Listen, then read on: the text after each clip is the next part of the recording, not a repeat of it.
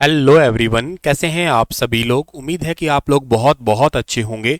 आज है 26 जुलाई और 26 जुलाई साल 2024 के हरियाणा करंट अफेयर इस वीडियो में हम पढ़ने वाले हैं।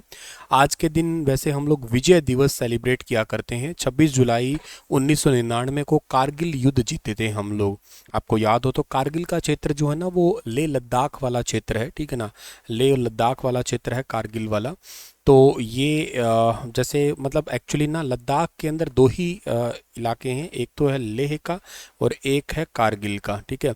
तो कारगिल के अंदर कारगिल मुस्लिम ज़्यादा रहते हैं, लेह में बुद्धिस्ट लोगों की ज़्यादा मेजोरिटी है। अभी फ़िलहाल के लिए केंद्र शासित प्रदेश और भारत का सबसे बड़ा यूनियन टेरिटरी अगर एरिया वाइज देखा जाए तो फिलहाल के लिए लद्दाख ही है। जनसंख्या वाइज सबसे बड़ा तो है वो दिल्ली है।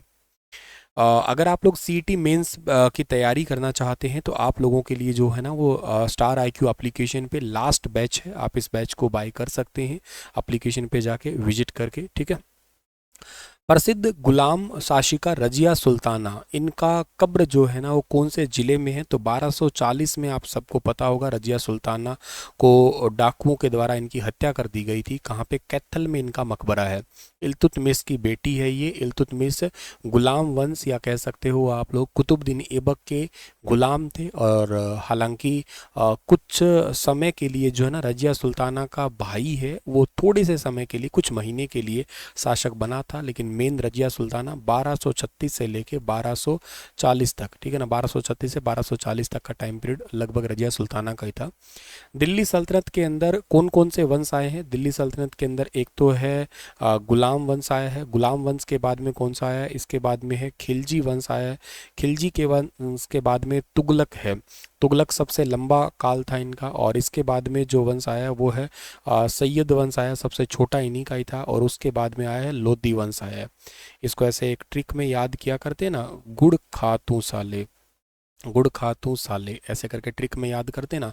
गुड़ से बन गया गुलाम, खा से खिलजी, तू से तुगलक, सा से सैयद और ला से लोधी वंश। तो ऐसे करके याद करते हैं, इनको एक सीक्वेंस में याद करते हैं।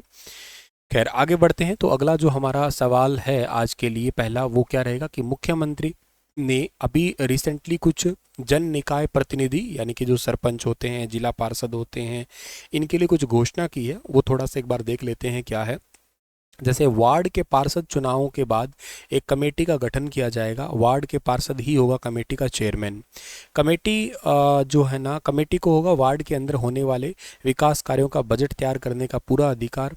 सचिव की गैर मौजूदगी में चेयरमैन किसी भी स्नातक से ले सकेंगे काम। और इस कार्य के लिए प्रति बैठक 1,000 रुपये देने का प्रावधान किया गया है। हर 3 महीने में पार्षद को बतौर चेयरमैन भत्ता भी दिया जाएगा। नगर निगम के पार्षद को प्रति बैठक का मिलेगा 3,000 रुपये भत्ता।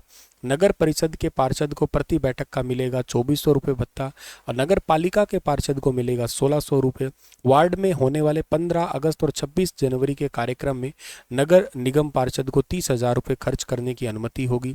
इस प्रकार नगर परिषद और पार्षद को 20,000 और नगर पालिका के पार्षद को 10,000 रुपये खर्च करने की अनुमति होगी। पालिका के नगर पालिका के पार्षदों को आयुष्मान भारत चिरायु योजना का लाभ भी मिलेगा। और नगर पालिका पार्षद के वार्ड में चल रहे कार्यों पर निगरानी का पूरा पूरा अधिकार उन्हीं का ही होगा। तो ये रिसेंट अभी घोषणा की गई है हरियाणा के मुख्यमंत्री जी के द्वारा निकाय और जनप्रतिनिधि, निकाय के जो जनप्रतिनिधि है ना उनके लिए। हरियाणा के किस गांव में वन्य जीव उपचार केंद्र बनाया जाएगा? तो हरियाणा का ये गांव है बडोपल गांव, ये फतेहवाड़ डिस्ट्रिक्ट के अंदर पड़ता है। अभी रिसेंटली फतेहवाड़ डिस्ट्रिक्ट के लिए 313 करोड़ से ज़्यादा के विकास कार्य के उद्घाटन और शिलान्यास किया गया है। बडोपल में वन्य जीव उपचार केंद्र बनेगा। रास्तों के बीच लगे खंबे और घरों के ऊपर से गुजरने वाली बिजली की तारों को निःशुल्क जो है ना वो हटाया जाएगा, नगर निगम के द्वारा ही, मतलब निगम के द्वारा हटाया जाएगा। और इसके अलावा जिन गाँवों में जहाँ वोल्टेज कम है वहाँ बिजली विभाग जो है ना बड़ा ट्रांसफार्मर लगाएगा। और भूमि उपलब्ध होने पर वार्ड 13 और 14 में बूस्टिंग स्टेशन होगा। जिले के मिनी बाईपास का जो नवीनीकरण किया जाएगा। मानदंड पूरा होते बुन्ना को उपमंडल और भट्टू को तहसील बनाया जाएगा। और विकास कार्यों के लिए टोटल 10 करोड़ देने की अलग से घोषणा की गई है मुख्यमंत्री जी के द्वारा, तो ये याद रखना आप लोग। और इसके अलावा अगला जो सवाल है हमारे पास में वो है कि हरियाणा सरकार ने कपास की फसल के लिए कितने करोड़ की मुआवजा राशि की हाल ही में जारी की है? तो टोटल 65 करोड़ रुपए की मुआवजा राशि क्लस्टर 2 के 7 जिले हैं, जिनमें से अंबाला, हिसार, गुरुग्राम, जींद, करनाल, महेंद्रगढ़ और सोनीपत है। इनमें कपास की फसल को नुकसान हुआ था, तो इसके लिए 65 करोड़ रुपए की राशि सीधे तौर पे लगभग 15,314 पात्र किसानों के खाते में वित्तीय सहायता के रूप में जारी की गई है। और कृषि यंत्रों की खरीद के लिए किसानों के खातों में 101 करोड़ रुपए के अनुदान के तौर पे भेजे गए हैं। खरीफ सीजन चल रहा है, ये खरीफ सीजन पिछले 2023 का पैसा अब दिया जाएगा, ठीक है। हरियाणा की धरती से इजराइल जाने वाले युवाओं की संख्या यूपी के बाद दूसरे नंबर पे है। हरियाणा के युवाओं की संख्या अभी कितनी है, तो टोटल 156। आपने थोड़े दिन पहले ये मामला सुना भी होगा कि हरियाणा कौशल रोजगार निगम के नाम से युवाओं का रजिस्ट्रेशन करवाया गया था, और इजराइल और हमास के युद्ध के चलते हुए वहाँ पे बहुत सारे कारीगरों की कमी हो गई थी।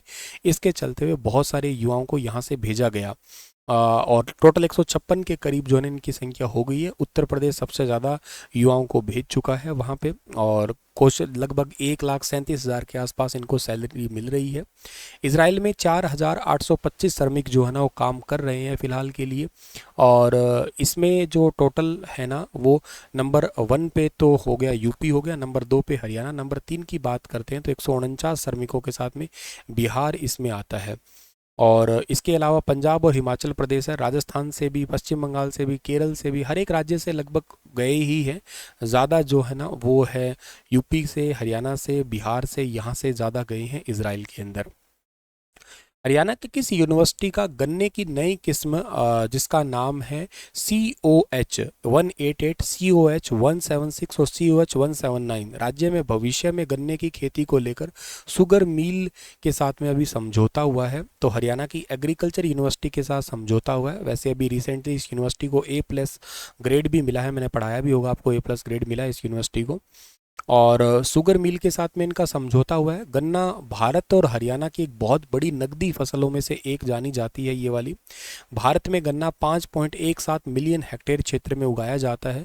इसका उत्पादन 439.4 मिलियन टन और उत्पादकता जो है ना वो 849 क्विंटल पर हेक्टेयर है।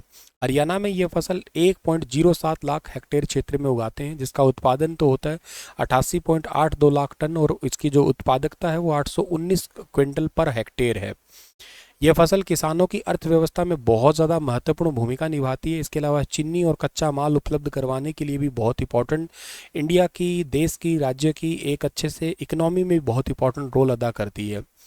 और ये फसल चीनी उद्योग के लिए भी इम्पॉर्टेंट है। गन्ना पेट्रोल में भी मिश्रण करने के लिए जो एथेनॉल बनता है उसके लिए भी बड़ा इंपॉर्टेंट है, क्योंकि डायरेक्ट यूँ समझो तेल उगाया खेत में आपने ये।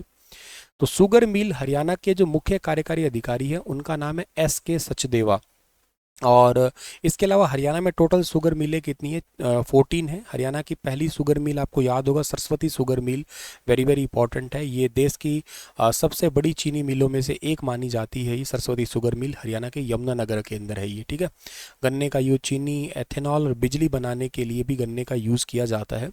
तो काफ़ी जगह पे जो है ना अलग अलग इंडस्ट्रीज़ में इसका यूज़ किया जाता है। तो ये नई किस्में हैं, ध्यान रख लेना नाम आप लोग, COH 176, 179 और 188, तीनों याद रख लेना आप लोग, ठीक है।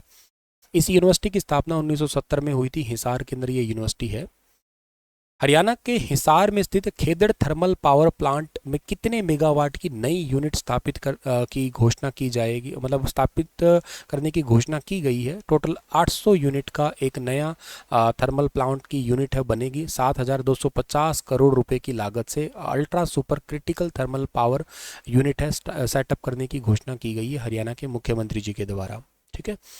चलो जी, आज का सेशन इतना ही था। मैं मिलता हूँ आप लोगों को अपनी अगली क्लास में। तब तक अपना ख्याल रखिएगा, हंसते मुस्कुराते रहिएगा आप लोग। और स्टार IQ एप्लीकेशन को डाउनलोड नहीं किया है तो कर लीजिएगा। और इसके अलावा आपको अगर वोकेशनल कोर्सेज जैसे कि NTT, योगा, ब्यूटी, फायर, इनसे संबंधित कुछ जानकारी लेनी है, सीरियस एस्पिरेंट है, तो आप इस व्हाट्सएप नंबर पर मैसेज डाल सकते हैं, ठीक है। Thank you so much. Radhe Radhe सभी को।